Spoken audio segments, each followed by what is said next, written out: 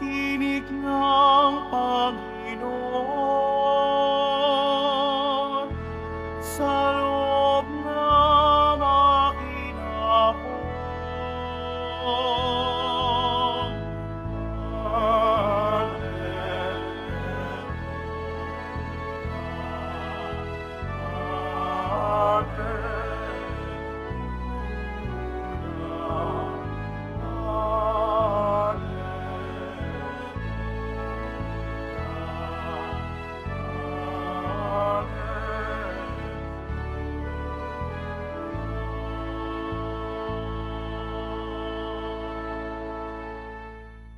Sumainyo ang Panginoon. At sumayo rin. Ang mabuting balita ng Panginoon ayon kay San Mateo. Papuri sa iyo, Panginoon. Noong panahong yun, sinumbatan ni Jesus ang mga bayang ginawa niya ng maraming kababalaghan sapagkat hindi sila nagsisit tumalikod sa kanilang mga kasalanan. Kawawa ka, Corazin! Kawawa ka, Bethsaida! Sapagkat kung sa Tiro at Sidon ginawa ang mga kababalaghang ginawa sa inyo, malao na sanang nagdaramit ng sako at nauupo sa abo ang mga taga roon upang ipakilalang sila'y nagsisisi. Ngunit sinasabi ko sa inyo, sa araw ng paghuhukom ay higit na mabigat ang sasapitin ninyo kaysa sasapitin ng mga taga Tiro at taga Sidon. At ikaw, Kapernaum, ibig mong mataas hanggang sa langit, ibabagsak ka sa Hades. Sapagkat kung sa Sodoma ginawa ang mga kababalaghang ginawa rito sa inyo, sana'y nanatili pa ito hanggang ngayon. Ngunit sinasabi ko sa inyo, sa araw ng paghuhukom ay higit na mabigat ang ipaparusa sa inyo kaysa dinanas ng Sodoma. Ang mabuting balita ng Panginoon.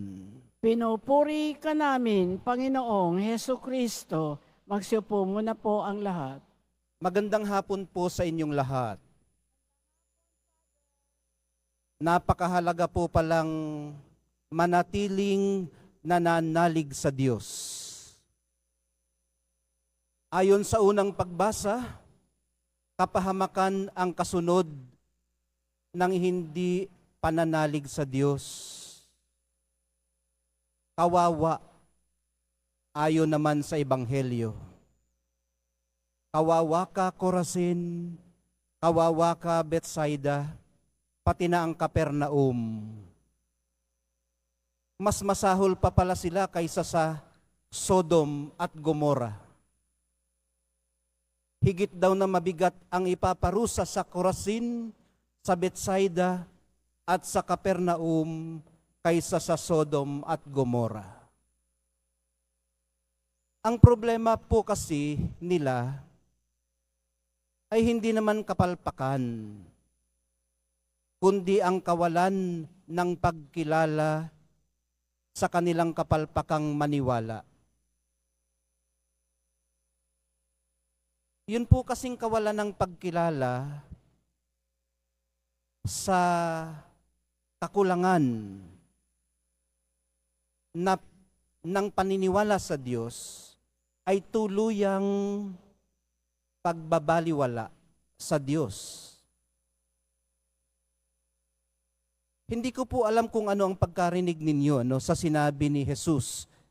Pero ang dating po nito sa akin ay emphatic. Ang dating nito sa akin ay parang ganito, kahabag-habag kayo. Kawawa kayo. Hindi po ito yung bahala ka na sa buhay mong tipo ng paninisi. Ito po yung kawawa naman kayong tipo ng panunumbat. Napakalaki po ng kaibahan ng dalawa, ng paninisi at panunumbat. Ang una po ay kumukondena yung paninisi. Bahala ka na sa buhay mo. Ginawa ko ng lahat, ayaw mo. Parang ganun. Pero yung pong panunumbat, sayang naman ang effort ko. Hindi mo pa na-recognize. Ginawa mo rin sana ang iyong bahagi. Parang ganun. May halong habag. In fairness naman sa mga taga Corazin, Bethsaida at Capernaum, hindi naman talaga madaling aminin ang pagkakamali gaya ng nabanggit natin kahapon, lalo na kung pakiramdam mo ay ikaw ang tama. Pero kung e-entertainin po lamang nila na baka nga naman nagkamali sila, ay di matatanggap din sana nila ang kanilang pagkakamali at magkakaroon ng puwang para sa pagiging tama. Kung i-appropriate po natin dito sa ating sarili, parang nangangailangan ng kaunting kapakumbabaan para ma-correct tayo. At pag tayo ay natutong tumanggap ng pagkakamali, kakikitaan tayo ng mga katangiang makadiyos, godly traits sa ating sarili. Tulad ng gaya ng nabanggit na natin, pagpapakumbaba, kababaang loob, at integridad. At siguro kasunod na rin noon, yung pagbubuo o pagbawi ng ating kredibilidad.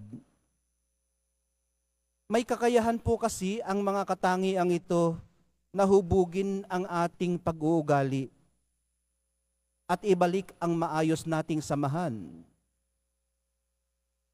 Papalpak at papalpak pa rin naman tayo. Pero hindi po tayo kayang wasakin ng pagkakamali. Kung paanong hindi rin naman tayo nito maitatakda sa ating kinabukasan. So yung pagkakamali natin, hindi tayo kayang wasakin. Mahina tayo, okay. Pero pag na-recognize natin yung ating kahinaan, magsisimula doon yung ating kalakasan. At yung pagkakamali natin, hindi tayo determined ng ating pagkakamali. Gaya nung naikwento natin sa inyo kahapon tungkol doon sa mag-asawang nag-away.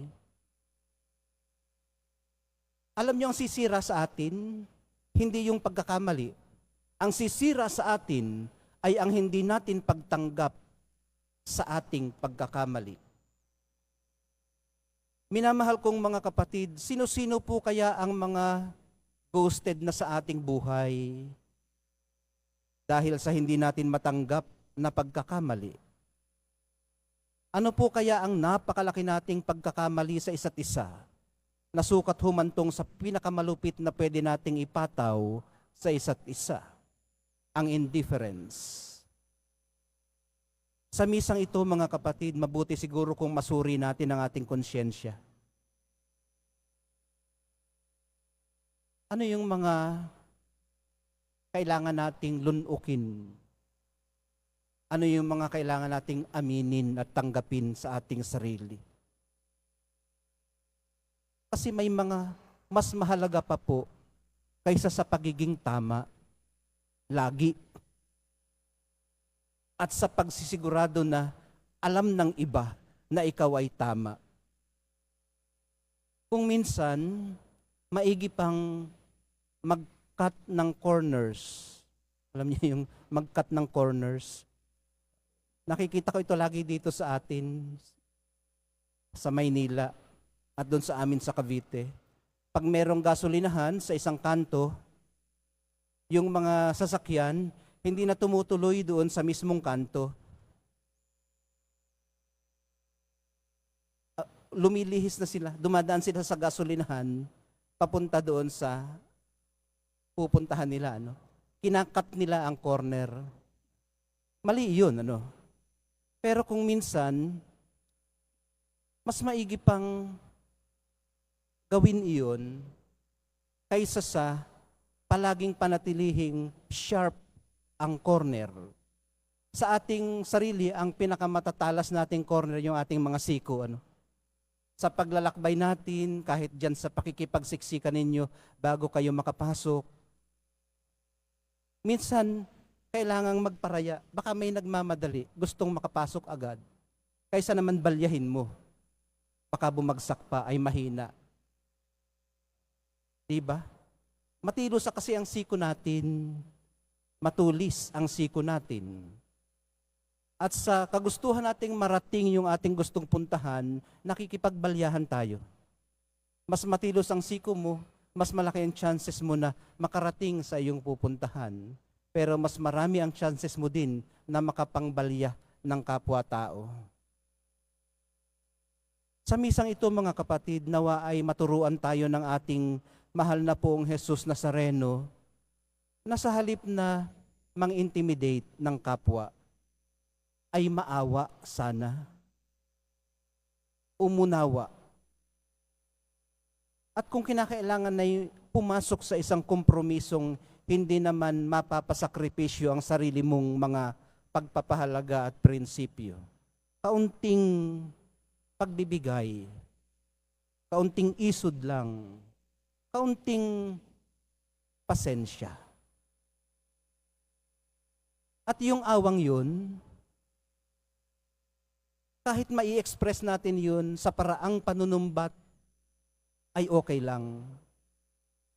Dahil gaya ng nabanggit natin kanina, ang panunumbat sa paraang ginawa ni Jesus ay emphatic, may habag at motivated ng pagmamahal, hindi paninisi. Pero matutunan dinawa nating gawin ito ng punong-puno ng pangunawa. Gabayan nawa tayo ng Espiritu Santo sa pagsasaayos ng ating mga ugnayan. Ito rin nawa ang patibayin ng banal na Eucharistia. Maturuan nawa tayo ng mahal na Birheng Maria, Reyna at Mutya ng Carmelo, na isaloob ang lahat ng ito at hindi magsukli ng kapareho. Mahal na poong Jesus Nazareno, pagbuklurin niyo po kami.